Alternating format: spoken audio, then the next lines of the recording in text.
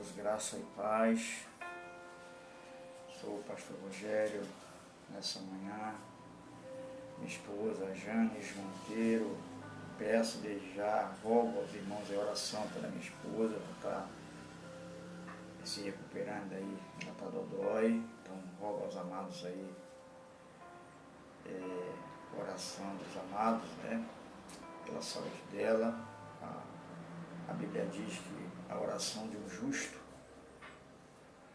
ela pode muito em seus efeitos, né? Então eu creio que os amados aí que são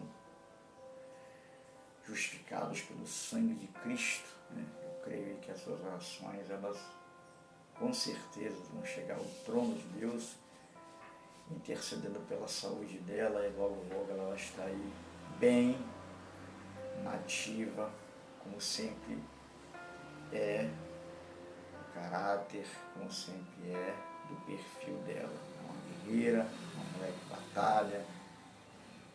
Minha esposa é uma Ruth do século XXI, uma Esther do século XXI, uma Ana do século XXI, uma mulher de Deus. Então peço a vocês que orem por ela, pela saúde dela. O nome dela é Janes Monteiro. Também meus filhos, né, Renan e Janique, orem por eles também, em nome de Jesus. Meus amados, o que me traz nessa manhã aqui, né, repetindo, eu sou o pastor Rogério, faço parte de um ministério chamado Ministério Apostólico Efrata, cujo meu pastor é o pastor Kadosh. Mas nessa manhã eu não vim aqui de maneira alguma ministrar, pregar. Possa ser que eu use alguma passagem bíblica em decorrência do comentário que eu vou fazer aqui nessa manhã, mas não é exatamente uma ministração, é mais um comentário. É uma fala de apoio, né? É em favor de um amigo das redes sociais, aí, o nosso amado irmão Gustavo Santos, que tem o seu programa Você Interpreta no YouTube, no qual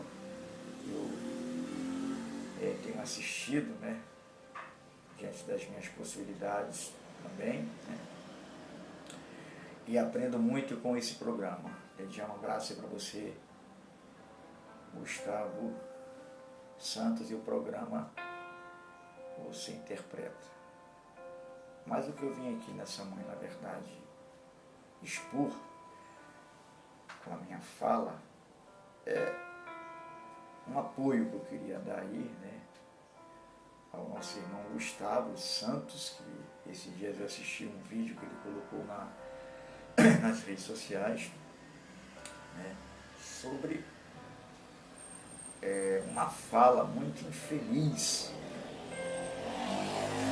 de um pastor que, segundo o vídeo e segundo a fala desse pastor, e o que ele nos deixou a entender é que as pessoas que sofrem de deficiência, de autismo, essa deficiência é uma deficiência que tem um fundo espiritual, né? É atribuída por demônio ou por demônios, né? Isso foi o que esse pastor nos levou a entender pelo comportamento que ele teve no altar da igreja dele, quando uma irmã veio falar com ele sobre crianças que sofrem de autismo e que ela era, né, digamos assim, tinha especialidade na área e podia ajudar a igreja, né? Se o pastor fizesse uma sala, ela podia ajudar a igreja, né, com o seu trabalho, né, ajudar essas crianças, né, com essa deficiência. Dá a entender que essa irmã, ela voluntariamente se dispôs a contribuir com a igreja, né, auxiliando, né, essas crianças, ajudando essas crianças com essa deficiência. Ela que tinha formação, né, para cuidar de pessoas, de crianças com essa deficiência. E ele, escutando essa irmã falar, parece que ele estava agindo com ela, né? Se os amados olharem depois do vídeo, estava agindo com ela de uma maneira meio que sarcástica, né? Meio que irônica. E no final da história, ele diz para a irmã que a irmã pegasse essas crianças e orasse, né? Por elas, colocando as mãos com óleo para expulsar o demônio que estava nessas crianças, né? E ele chegou a dizer que o pai dele nunca tinha ouvido falar disso e nem ele, né? Isso mostra o quanto ele está desatualizado e o quanto ele está desinformado, né? Pastor, né? E isso acabou gerando uma tristeza no nosso amigo aí, Gustavo Santos, porque ele tem um filho que tem essa deficiência, né? Na verdade, é um assunto que não se deve de maneira alguma ser colocado da forma que esse pastor colocou, né? Quem tem seus entes queridos que passam por essa dificuldade, né? Não sabe o que essas pessoas que têm entes com essa, não sei se a palavra certa seria deficiência, se não for, me perdoe, né? Que convivem com essas pessoas que têm esse problema, né? Não sabe o que essas pessoas passam, né? Porque todos os papais querem ter seus filhos, né? Digamos assim, né? Literalmente sãos, sem nenhuma deficiência, seja ela física, seja ela orgânica, mas são circunstâncias da vida, né? Só que isso não deve ser atribuído a demônio, dizer que a criança está com demônio porque tem essa deficiência. Não, muito pelo contrário, né?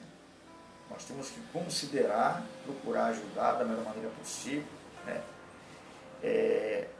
Pastores inteligentes, pastores sérios, pastores que têm maturidade espiritual, orientam seus pais a procurar um especialista, pastores inteligentes, sérios, né? Maduros espiritualmente, conhecedores das Escrituras verdadeiramente, na sua exegese, na sua hermenêutica, né? Pastores maduros, né? Recomendam, né, seus pais a procurarem um especialista, porque sabe, né, que a ciência, a medicina está aí para ajudar em situações, né, e que Deus glorifica o nome dele através dos médicos, né? E se a gente for voltar para as Escrituras Sagradas, por exemplo, Jesus, ele curou uma mulher que ela tinha fluxo de sangue, Jesus, mas em nenhum momento ele colocou a mão na cabeça dela para dizer que aquele fluxo de sangue, né, era uma influência maligna, né? Era um espírito demoníaco que gerou nela aquele problema orgânico que ela tinha de fluxo de sangue. O cego de Jericó também é a mesma coisa, né? Do mesmo jeito, é só ler o texto e o contexto que estarei muito claro. E Jesus vai dizer também em Mateus capítulo 9, na casa de Mateus, quando ele estava junto com algumas outras pessoas que os fariseus chamavam de publicanos e pecadores, ele disse ali que os médicos veio para os enfermos, não veio para os sãos. Isso quer dizer que ele deu crédito e entendeu a autoridade clínica, que existe médico. É tanto que um dos evangelhos que nós temos, que é o terceiro evangelho, que é o evangelho de Lucas, que é o evangelho sinótico, foi escrito por um doutor, né, Lucas. E ele é o único, né, não saindo aqui muito do contexto do comentário, mas ele foi o único nos três evangelhos que diz ali, quando Jesus está no Getsemane orando, né, para depois ser preso e ser crucificado, né, ele é o único que descreve que no momento que Jesus estava orando, do seu corpo em oração, ele suou sangue, né? E dos três evangelhos sinóticos, ele é o único que relata esse fenômeno, né? Esse acontecimento, né? Que eu não sei se a palavra certa seria afinaftosa, não sei, né? Se a palavra certa seria essa, né? À luz da ciência, né? Os médicos aí que estão nos ouvindo, depois me ajudem, né? Se a palavra certa é essa, mas Tem até um pastor que é levita, né, que canta, que ele tem um nicho de louvor, né? Ele é médico, ele trata desse assunto também em uma das suas pregações, né? E com muita precisão, por sinal, né, esse pastor. Mas enfim, mas a fala desse homem, né, desse pastor aí que falou, atribuiu o problema dessa criança, ou da criança, no caso, quando ele fala no vídeo lá para essa professora, ou das crianças, ele atribuiu a problemática, né, a espíritos demoníacos. Na verdade, a coisa não funciona assim, né? Então, e detalhe, se você for olhar lá em 1 Timóteo, capítulo 5, o apóstolo Paulo lhe recomenda a Timóteo a beber de um pouco de vinho por causa do estômago de Timóteo, né? Timóteo, beba um pouco de vinho, de suco de uva, por causa do seu estômago e das suas constantes enfermidades. Isso quer dizer que Timóteo tinha enfermidades, não era só o problema do estômago, tinha outras enfermidades. E em nenhum momento Paulo disse para Timóteo que era demônio, mas recomendou que Timóteo tomasse, né, esse suco de uva, ou do vinho, né, por causa do estômago, né? Enfim, queridos, eu quero então aqui externar o meu apoio ao Gustavo Santos e também repudiar essa fala infeliz desse pastor, né? A minha esposa Janes, ela é formada, ela é pós em neuropedagogia, em psicopedagogia, já trabalhou com crianças, inclusive com crianças que têm, né, essa dificuldade, e ela diz que são crianças que precisam ser acolhidas, ajudadas, né? E ela disse que são pessoas fantásticas, porque ela conviveu com essas crianças, né? São pessoas fantásticas e que devem ser cuidadas, devem ser orientadas, os pais devem ser ajudados nessa orientação, devem ser tratadas, né? Mas tratadas não com esse preconceito que infelizmente, né, esse pastor deixou escapar no altar, com essa discriminação que ele deixou escapar no altar. Não sei se ele quis se aparecer ou não no altar da igreja dele, se ele quis mostrar um nível de espiritualidade, não sei, né? O que ele queria realmente ali demonstrar, e também até, né, gerando esse constrangimento a essa professora que se manifestou em ajudar a igreja, pedindo até uma sala a ele, esse pastor, para trabalhar com essas crianças, e aí ele se manifestou dessa maneira, né? Lamentavelmente. Então também vai meu repúdio, né, contra esse pastor, né? E acredito que não sou eu, mas com certeza outros líderes evangélicos devem também, né, ter sentido constrangido com essa fala. E aí eu fecho com os irmãos e com a igreja, né, o seguinte: a gente tem visto aí muitos pastores, não vou aqui generalizar, claro, mas tem visto muitos pastores aí nos nossos respectivos altares, né? E aí eu vou fazer aqui uma classificação, né? Na sua maioria, pastores que fazem parte desse segmento neopentecostal, eu não vou generalizar, claro, mas a maioria desses pastores do segmento neopentecostal, repito, não são todos, mas a maioria desse segmento neopentecostal, nós temos que tomar muito cuidado com essas pregações que esses pastores fazem, porque nós notamos que à luz das escrituras, de forma contextual, hermenêutico, exegético, histórico, né, foge demais, né, aos princípios bíblicos, fogem demais, né, e acabam trazendo para o altar, nas suas ministrações, pregações sem nenhum fundamento, né? É aquela famosa hermenêutica pessoal, né, onde ele está lendo um texto, né, O texto está dizendo uma coisa e ele quer mostrar para a igreja, segundo a sua ideia, uma outra coisa que o texto não está dizendo. Né? Não expõe o que está no texto, expõe o que está na cabeça dele, o que ele está pensando. E que ele diz que é o Espírito Santo que está revelando, né? Que é uma nova revelação. Né? E o que o Espírito Santo revela é o que está nas Escrituras, exatamente o que está ali. Né? Por isso que Paulo diz que se um anjo vier dizer outro evangelho que não seja esse das Escrituras, né, seja anátema. Isso lá em Gálatas capítulo 1.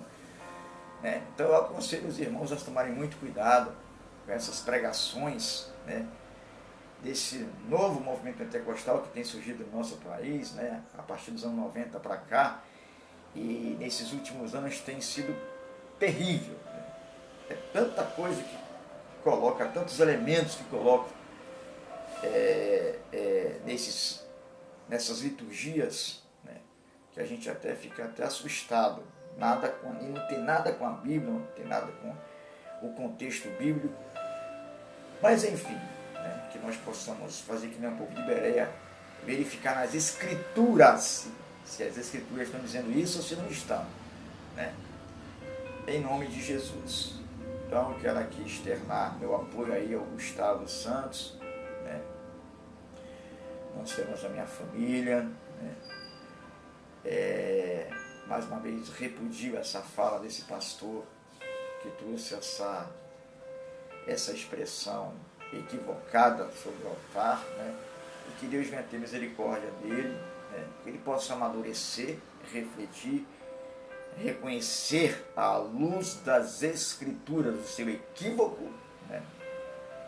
E que Deus abençoe a vida dele, né? Enquanto ao Gustavo Santos, mais uma vez, meu apoio da minha parte, da minha família. E tamo junto aí, parceiro, tamo junto. Um abraço para você, um abraço para todos do programa Você Interpreta. Tamo junto.